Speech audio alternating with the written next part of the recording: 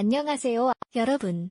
오늘도 이렇게 찾아와 주셔서 정말 반갑습니다. 저는 오늘 영상을 시작하기 전에 잠깐 여러분께 솔직하게 여쭤보고 싶어요. 혹시 이런 생각 해보신 적 있으신가요? 아침에 눈을 뜨면 오늘 하루도 뭘 해야 하나 마침표.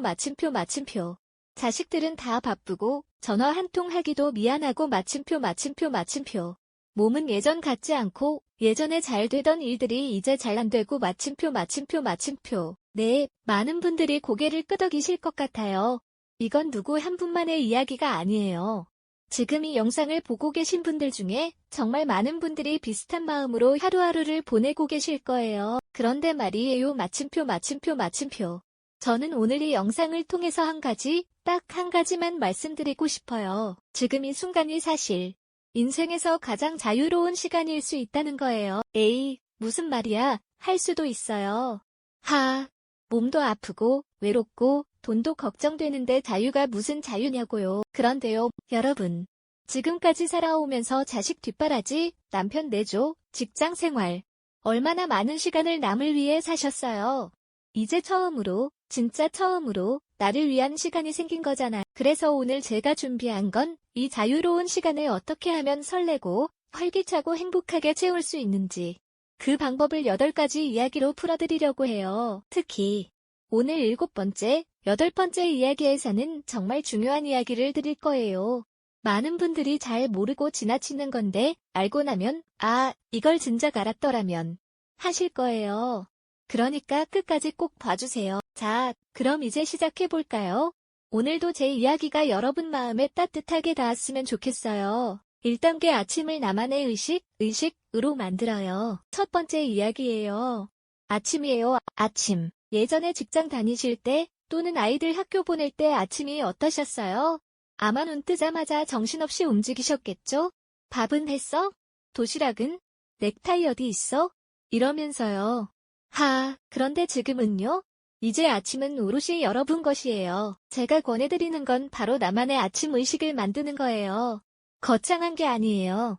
아침에 일어나서 딱 한 가지 나를 위한 작은 행동을 습관으로 만드는 거예요. 예를 들면요. 창문을 열고 바깥 공기를 한번 크게 마시는 것. 따뜻한 물 한 잔을 천천히 마시면서 오늘 하루 감사한 것 하나를 마음속으로 생각하는 것. 아니면 좋아하는 음악 한 곡을 틀어놓고 몸을 살살 흔들어 보는 것. 이게 왜 중요하냐면요. 우리 뇌는 루틴을 정말 좋아해요. 매일 아침 같은 행동을 반복하면 뇌가 오늘도 살아있구나, 오늘도 잘 될 거야 라는 신호를 받는데요. 실제로 제가 알고 있는 분 중에 72살이신 때 매일 아침 5시에 일어나서 베란다에서 화분에 물을 주신대요. 꽃이 예쁘게 피어나는 걸 보면 그날 하루가 너무 기분 좋게 시작된다고 하시더라고요. 나 요즘 꽃 덕분에 살아라고 웃으시면서요. 아침 루틴 아이디어, 햇볕 쬐기, 감사일기 한 줄, 가벼운 스트레칭, 좋아하는 차 한 잔. 여러분도 오늘부터 딱 하나만 시작해보세요. 완벽하지 않아도 돼요. 매일 못해도 괜찮아요. 그냥 하루하루 나를 위한 작은 의식을 만들어가는 거예요. 2단계 몸이 보내는 신호, 이제는 들어줄 때. 두 번째 이야기는요, 몸 이야기예요. 솔직히 말씀드릴게요. 나이가 들면서 여기저기 쑤시고 아프고 병원 가기도 지겹고 약도 한 보따리고 마침표. 그런 분들 정말 많으시죠? 그런데 제가 오늘 드리고 싶은 이야기는 더 열심히 운동하세요가 아니에요. 그런 말은 저도 듣기 싫거든요. 제가 드리고 싶은 말은 몸이 보내는 신호를 이제는 무시하지 말자는 거예요. 예전에는요, 바빠서 가족 때문에 참 것도 참으셨잖아요. 이 정도쯤이야 좀 있으면 낫겠지 하고 넘기셨잖아요. 그러다가 나중에 더 크게 다치거나 아프신 분들 주변에 얼마나 많은지 모르겠어요. 이제는 달라요. 아프면 아프다고 해야 해요. 병원 가고 싶으면 가야 하고 쉬고 싶으면 쉬어야 해요. 그게 내 몸을 사랑하는 거예요. 그리고 한 가지 더. 걷기예요. 걷기. 하루 20분이든 30분이든 집 앞 한 바퀴든 상관없어요. 걷는 것만으로도 뇌에서 행복 호르몬이 나온대요. 거창한 운동 말고 그냥 걷는 거예요. 저한테 이런 말씀 하신 분이 계세요. 딸아, 나 요즘 매일 동네 한 바퀴 도는데 이게 이렇게 기분이 좋을 줄 몰랐어. 처음엔 귀찮았는데 이제는 안 하면 뭔가 허전해. 이 분이 75살이세요. 정말 멋지지 않으세요? 오늘부터 하루 20분 걷기, 물 하루 6에서 8잔, 몸의 신호 무시하지 않기. 3단계 dun회를 살리는 새로운 배움의 즐거움. 세 번째 이야기예요. 이건 좀 용기가 필요한 이야기예요. 혹시 이런 말 들어보셨어요? 나이 먹으면 새로운 거 배우기 어렵다. 이 나이에 무슨 공부야. 그런데요, 이거 완전히 틀린 말이에요. 과학적으로 밝혀진 사실인데 우리 뇌는 몇 살이 되어도 새로운 것을 배울 수 있어요. 심지어 뇌세포가 새로 만들어지기도 한대요. 이걸 신경가소성이라고 하는데 쉽게 말하면 뇌는 쓸수록 좋아진다는 거예요. 그러면 뭘 배우면 좋을까요?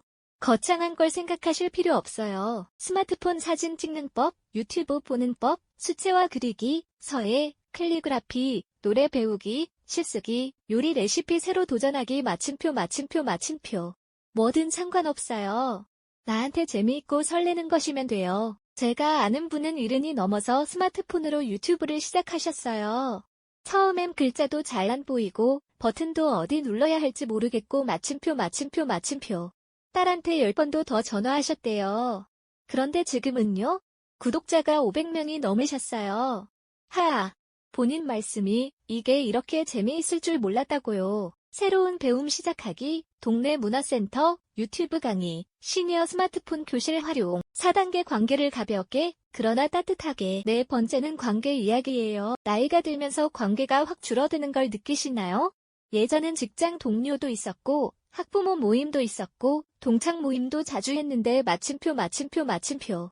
지금은 연락하는 사람이 손에 꼽힐 만큼 줄었다는 분들이 많아요. 그런데 저는 이렇게 생각해요. 관계는 많이가 아니라 따뜻하게가 더 중요하다고요. 한 달에 한 번이라도 진짜 편한 친구 한 명과 차 한 잔 마시는 게 억지로 만나는 모임 10번보다 훨씬 행복할 수 있어요. 그리고 이제는 새 인연도 두려워하지 마세요. 취미 모임, 봉사활동, 동네 경로당, 복지관 마침표 마침표 마침표. 이런 곳에서 만나는 분들 중에 생각지도 못했던 소중한 인연이 생기기도 해요. 실제로 이런 이야기가 있어요.